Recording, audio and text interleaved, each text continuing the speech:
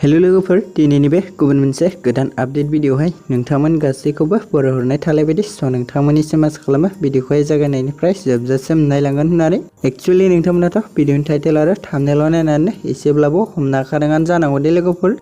Actually लोगोफोर आं दिनैहाय संदान आबुं बर' सावथुननि सायावहाय नोंथांमोननिसिम सर्ट आपडेटखौ लानानै फैदों दे लोगोफोर। स' बेनिखायनो जाय बिथांमोना नायनो थाखाय इन्ट्रेस्ट मोनो स' बिथांमोना नायलांबाय थाबानो जाबाय दे लोगोफोर।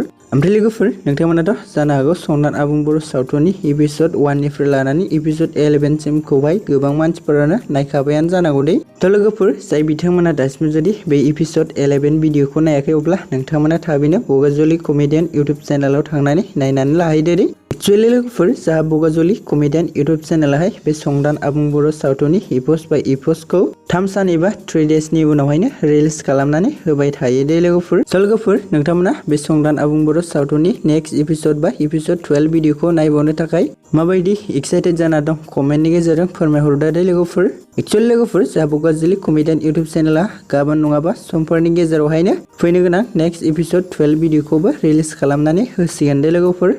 ओमफ्राय लोगोफोर जाय बिथांमोना दासिमबो जुदि बे संदान आबुं बर' सावथुननि एपिसोड 11 भिडिअखौ नायाखै अब्ला नोंथांमोना थाबैनो बगाजुलि कमेडियान इउटुब चेनेलाव थांनानैहाय नायनानै लाहैदो दे। आरो लोगोफोर नोंथांमोना फैनो गोनां नेक्स्ट एपिसोडफोरनि थाखाय भिडिअखौ लाइक कमेन्ट शेयार आरो चेनेलखौबो साबस्क्राइब खालामनानै लाहैबानो जाबाय दे लोगोफोर। स' लोगोफोर भिडिअफोरा जुदि रिलिज जायो अब्ला नोंथांमोननिसिम गुबुन मोनसे गोदान भिडिअजोंहाय आपडेट खालामनानै होगोन दे लोगोफोर। स' लोगोफोर नोंथांमोना भिडिअखौ नायनो थाखाय नेनानै थाथ'बावबानो जाबाय दे।